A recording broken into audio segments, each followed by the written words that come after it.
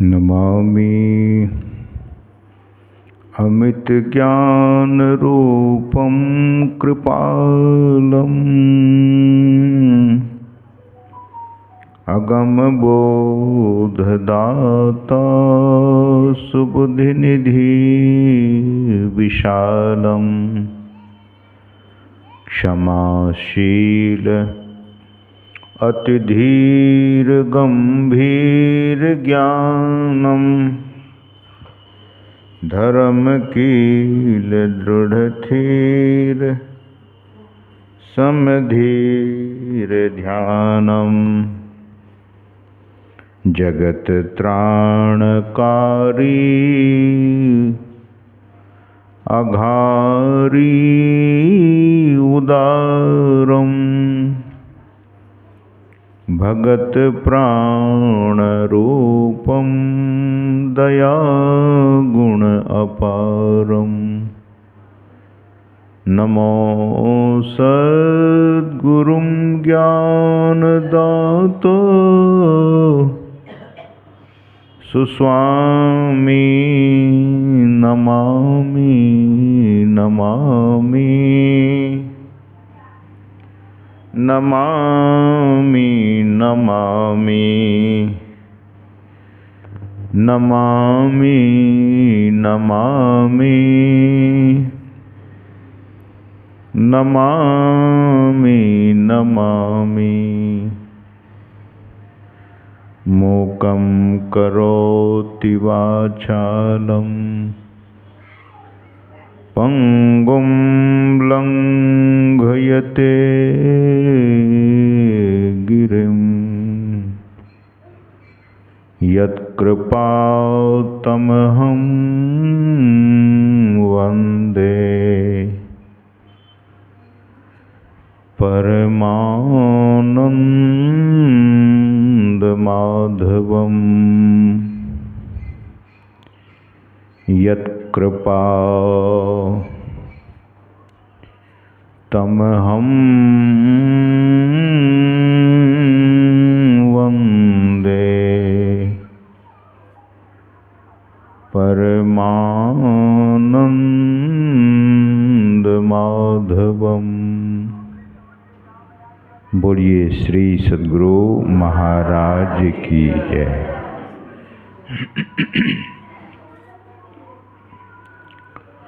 प्रातः स्मरणीय अनंत श्री विभूषित परमाराध्य परम पूज्यपाद संत सद्गुरु महाराज के परम पावन युगल पद में पदों में सदा सदा पदवंदन।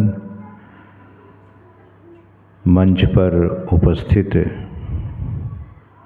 परम श्रद्धेय पूज्य स्वामी बिंदु जी महाराज, सत्संग में समुपस्थित परम सम्माननीय सत्संग प्रेमियों, सदात्माओं, पूज्य गुरुजन तथा पूजनीय मातृशक्तियों,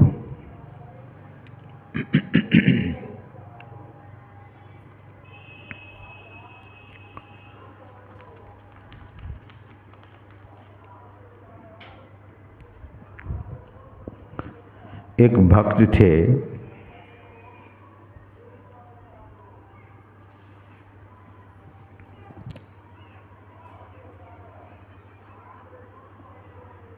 वह भक्त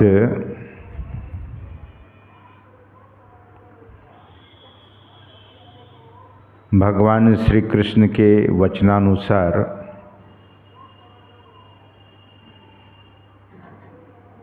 अथवा श्रीमताम गेहे,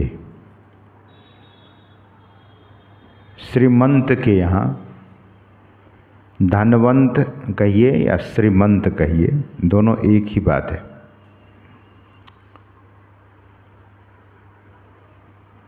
तो ऐसे धनवंत श्रीमंत के घर उस जीव का जन्म हो गया।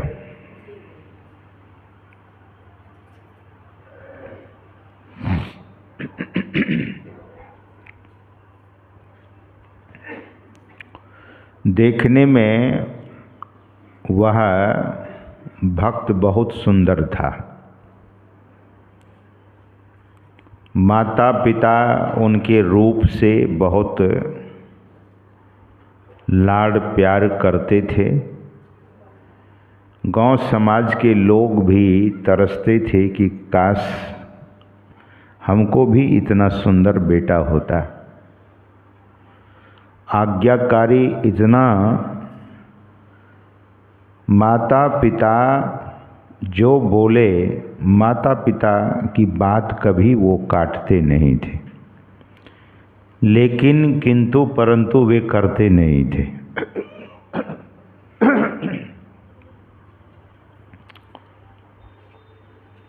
धीरे धीरे बचपन बीत गया, जवानी आई, जवानी की सुंदरता और निखर गई।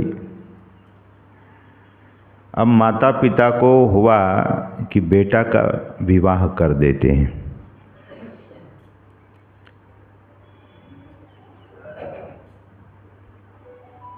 तो अपने उस सुंदर सा पुत्र को पास में बिठाकर दोनों पति पत्नी यानी उनके माता पिता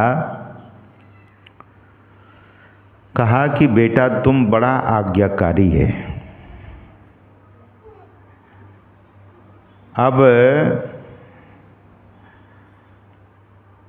हम लोगों की उम्र बहुत हो चुकी है। पिता ने कहा कि बेटा तुम्हारी माँ भोजन बनाने में बहुत परेशान हो जाती है, थक जाती है। ऐसा करो कि अब तुम्हारा हम विवाह कर देते हैं। पुत्र तो आज्ञाकारी था। किसका बच्चा है भाई? उसको बाहर बिठाइए, बाहर बिठाइए। तो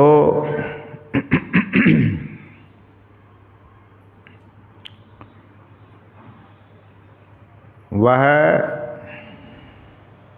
नौजवान ने कहा कि पिताजी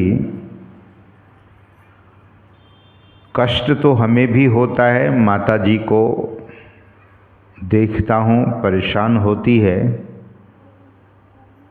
और आप दोनों की मैं बात भी नहीं काटूंगा, लेकिन एक छोटा सा शर्त है मेरा।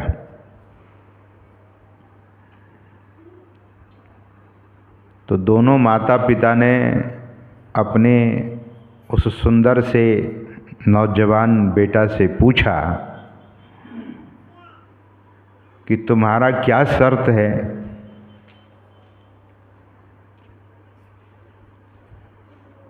तो बेटा ने कहा कि ऐसी लड़की से मैं शादी करना चाहूँगा जो कम से कम 100 महात्मा को भोजन करावे। 100 से अधिक महात्मा हो जाए तो कोई बात नहीं, लेकिन हम 100 महात्मा का भोजन कराएंगे और वो 100 महात्मा के लिए भोजन बनावे। ऐसी लड़की सेवा करने वाली और साथ साथ मेरे माता पिता की भी वो सेवा करे। पिता चिंतित हुए, माँ भी चिंतित हो गई। ऐसी लड़की कौन मिले, कहाँ मिले?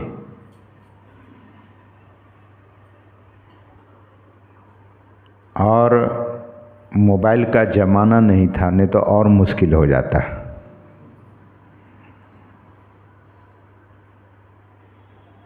ऐसी लड़की की खोज में ब्राह्मणों को भेजा गया।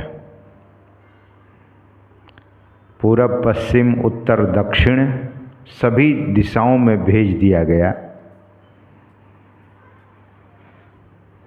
खोजते खोजते खोजते खोजते एक लड़की मिल गई। लड़की का भी यही शर्त था कि हम उस लड़का से शादी करेंगे, विवाह करेंगे जो 100 महात्मा का भोजन बनाने के लिए हमें बोले। तो बड़ा सुंदर संयोग हो गया।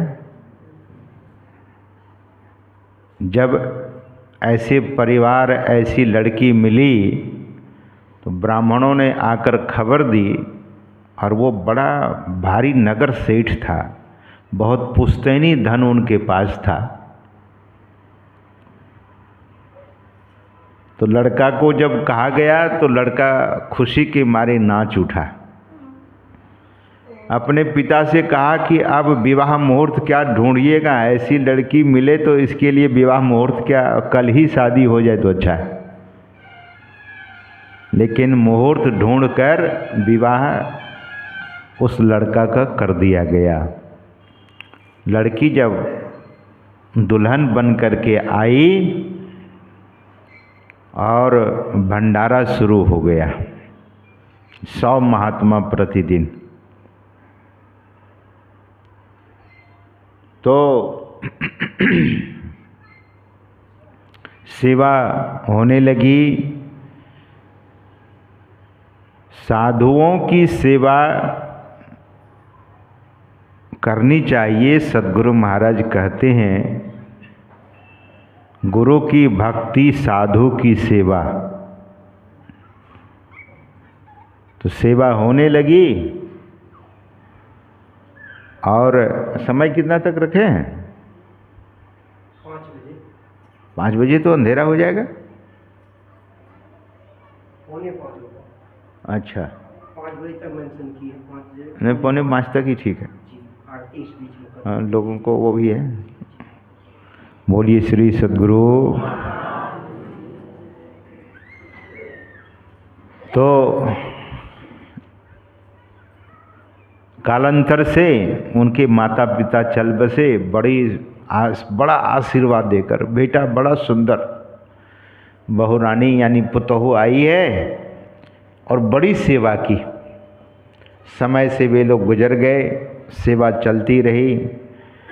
महात्मा से बड़ा प्रेस रिपोर्टर दूसरे नहीं होते। हम लोग बोलते हैं महात्मा जितनी खबर फैलाएगा और कोई नहीं फैला सकता। और उस ज़माने की बात है सज्जनों, अब तो मोबाइल ही फ़ोन काफ़ी हो गया है। तो महात्मा लोगों ने जब सेवा की चर्चा की तो बहुत महात्मा 100 की जगह 200 हो गए, 200 की जगह 500 हो गए, 500 की जगह 1000 हो गए। गीता कुटीर में हरिद्वार में भंडारा होता है। तो नवंबर में बहुत कंबल, चादर, जूता, मोजा, टोपी, छाता, मतलब जितनी चीज़ें होती है व्यवहार की, सारी चीज़ें उस आश्रम में मिलता है।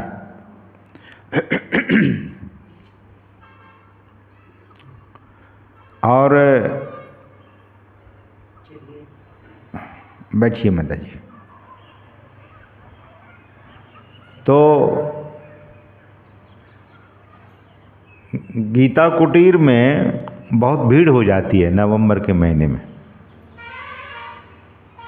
बहुत महात्मा अपने आश्रम में आकर के रुकते हैं।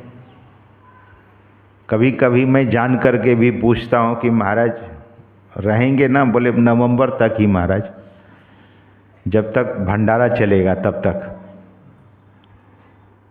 तो जब बहुत महात्माओं को खबर हुई तो वह लड़का कोई काम करता नहीं था। संपत्ति कितनी भी हो, अगर केवल खर्च किया जाए तो एक न एक दिन वो संपत्ति समाप्त हो जाती है।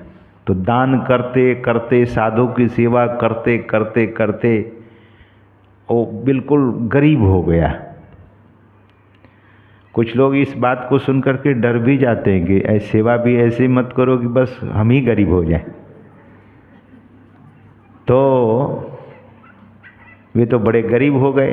अब प्रतिष्ठा की बात है, उसने संकल्प लिया है कि मैं 100 महात्माओं को खिलाऊंगा, और दान पुण्य थोड़ा कम हो गया, भोजन में थोड़ी कमी आ गई,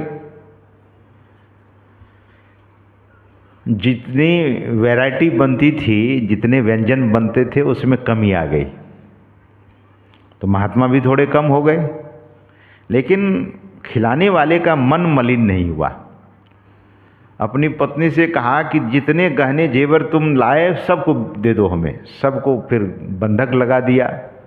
उससे भी काम नहीं चला तो जो बड़े बड़े सेठ थे बाजार में, उससे कर्जा लेने लगा। सेठ लोग तो जानते थे कि ये तो बड़ा धनाढ्य आदमी है, दे ही देगा, लौटा देगा। लोगों को क्या पता कि ये बड़ा गरीब हो गया है। लोगों ने, व्यापारियों ने बहुत धन दिया उसे, लेकिन साल 6 महीने के बाद जब तगादा हुआ, व्यापारी लोग मांगने लगे तो बहाना करने लगा कि अब देंगे तो तब देंगे। जब व्यापारी लोग चढ़ाई किया तो छिपने लगे, वे सोचने लगे कि अब करें तो करें क्या। तो मन में विचार किया कि अब चोरी करूंगा मैं, लेकिन ये भंडारा देना छोड़ूंगा नहीं, चोरी करूंगा। तो बड़े बड़े सेठों के घर में जाकर चोरी करते थे और केवल खाने पीने का सामान चोरी करते थे। लोगों ने निगरानी किया तो पकड़े गए तो बोले ये तो बड़े भारी सेठ का बेटा था, छोड़ दो। छोड़ दिया। अब सोचा कि गांव नगर समाज में सब तो जान ही गए, अब ऐसा करता हूँ कि जो बाट में लोग चलेंगे ना रास्ते में, उसको लूटूंगा। अब उससे तो कोई परिचय है नहीं, वो पहचानेगा नहीं। तो बड़ा सा साफा बांधा, पगड़ी बांध करके और जंगल के बीच, जंगल में जाके बैठे, और जंगल के बीच से रास्ता था, उधर से जो सेठ गुजरता था उसे लूट लेता था, जो गरीब था उसे छोड़ देता था। ऐसा होते होते लोगों को जब खबर हुई तो लोगों ने वो रास्ता ही जाना छोड़ दिया। भगवान ने देखा कि अब क्या किया जाए, ये साधु की सेवा नहीं छोड़ रहे। तो भगवान द्वारिकाधीश पूरा अपने शरीर में गहने ही गहने पहन लिए। रुक्मिणी जी ने पूछा, द्वारिकाधीश महाराज, गहना तो हम लोग पहनते हैं, आप कैसे पहन लिए? आपको क्या जरूरत पड़ गई? बोले कि आज विशेष भक्त का दर्शन करने जाना है। तो भक्त का दर्शन तो आप ऐसे कर लीजिए, ये इतने गहने पहन के जा रहे हैं, पूरे बाँह से लेकर हाथ तक, दोनों हाथों में, पूरे गले में इतना इतना मोटा मोटा पूरी सोने का ही माला, और हीरे मोती जवाहरात सब पगड़ी में जड़ लिया। तो भगवान ने कहा कि मैं भक्त का दर्शन करने जा रहा हूँ। तो रुक्मिणी जी ने कहा कि तब तो तुमको भी मेरे ही तरह सजना होगा, आभूषण से सजाओ अपने को, और तुम्हें एक शर्त पर मैं ले जा सकता हूँ। मेरा भक्त बड़ा उटपटांग होता है, कभी कभी कुछ बोले तो श्राप मत देना उसे। रुक्मिणी जी ने कहा कि ठीक है प्रभु, मैं श्राप नहीं दूंगी, आपके साथ चलूंगी। वो उस भक्त का दर्शन करने आप जा रहे हैं। तो भगवान उसी रास्ते में गए जहाँ वो बटमार लूटने के लिए बैठा हुआ था। तो भगवान जब उधर से चले रुक्मिणी जी के साथ, तो सेठ का वेश बनाकर, भगवान का रूप नहीं, सेठ सेठानी का, जब वहाँ गए तो जो भक्त प्रतिदिन साधु की सेवा करते थे, उन्होंने कहा कि राम राम सेठ जी।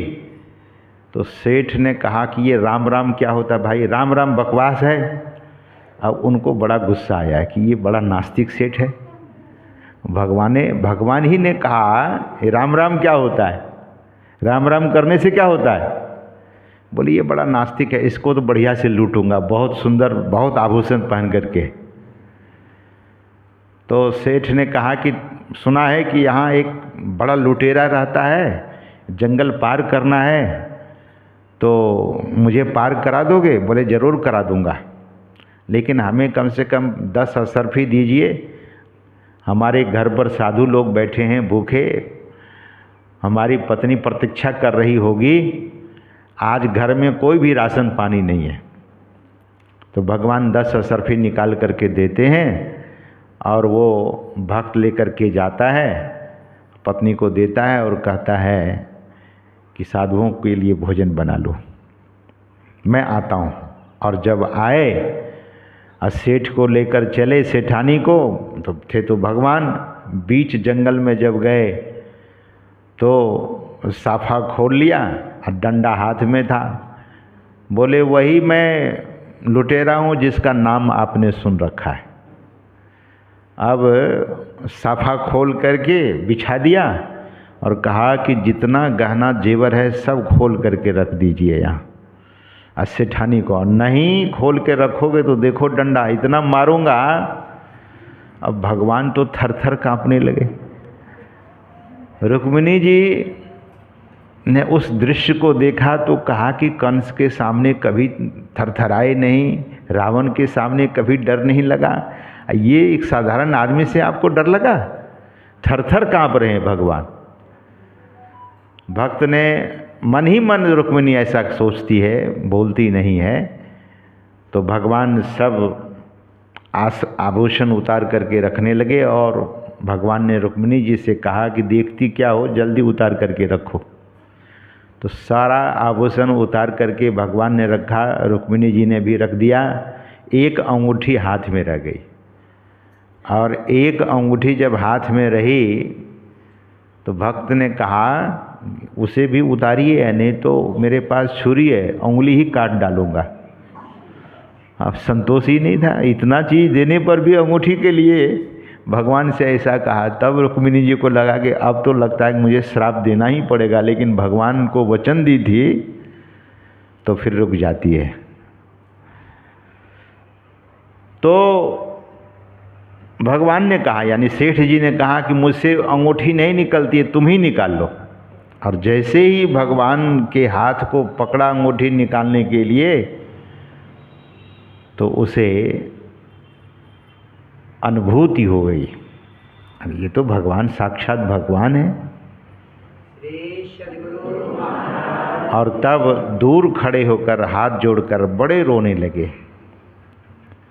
कि इतने खोटी खरी बातों को मैंने सुना दिया, मुझे क्षमा कीजिए। ऐसा क्यों किया आपने?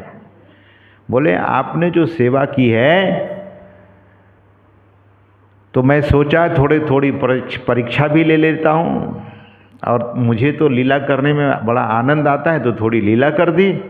अब ये सारा आभूषण ले जाइए और इसे बेच करके साधु संतों की सेवा कीजिए और अपना भी कोई श्रम कीजिए, ऐसे नहीं केवल बैठ कर के रहना है। और इस तरह से भगवान ने जब बात कही और यह भी कहने की कृपा की, यह जो रत्न आपको हमने दिया है ये कभी मुकेगा नहीं, यानी समाप्त नहीं होगा, लेकिन फिर भी मेहनत कीजिए। और इस तरह से भगवान ने जब यह बात कही तो सेठ ने कहा कि जो वर्षों से सेवा कर रही है साधु संतों की, आपने मुझे तो दर्शन दिया, अब मेरे पत्नी को भी दर्शन दीजिए, आपको चलना पड़ेगा। तो भगवान और रुक्मिणी जी उनके घर गए और वहाँ बड़े जोर से चिल्लाए। पत्नी आती है तो देखती क्या है कि साक्षात भगवान श्री कृष्ण और रुक्मिणी जी, वो भी धन्य धन्य हो गई। और दोनों पति पत्नी ने कहा हम तो सगुण साकार साधु की सेवा यानी भगवत सेवा समझ करके भगवत सेवा समझ करके हमने यह अनवरत सेवा की है। ये किसका फोन है? बोलिए श्री सद्गुरु।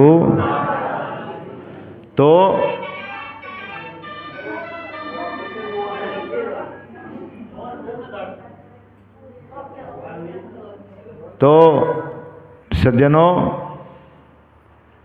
भगवत सेवा समझ करके यह सेवा हमने किया है। अब मुझे भक्ति प्रदान कीजिए। आपका दर्शन भी हुआ और केवल दर्शन मात्र से, हमने बहुत सत्संग सुना है, साधु संतों ने कहा कि केवल दर्शन मात्र से जीवों का कल्याण नहीं होता है। प्रभु अब वह भेद हमें बता दीजिए, भक्ति का सूक्ष्म मार्ग बता दीजिए। भगवान ने कृपा की और उसे भक्ति का सूक्ष्म मार्ग बता देने की आहुति की कृपा कर दी। इस तरह से उस भक्त का कल्याण हो गया। तो पाठ तो बहुत विशद हुआ है। आज समय ध्यानाभ्यास में बहुत कम होता है, संध्या हो गया है। कल से मैं समझता हूँ कि 4:30 बजे ही आरती होगी तो ज़्यादा अच्छा होगा, क्योंकि साधक लोग बैठते हैं और थोड़ा सा घूमना फिरना भी होगा। तो आज थोड़ा विलम्ब हो गया। मैं कहना तो कुछ और ही चाह रहा था, लेकिन जो गुरु महाराज की इच्छा हुई। लेकिन साधु सेवा पर यह प्रसंग बड़ा सुंदर है। तो हम आप अपने जीवन को धन्य और सफल इसी तरह से करते रहें। बोलिए प्रेम से श्री सद्गुरु महाराज की जय।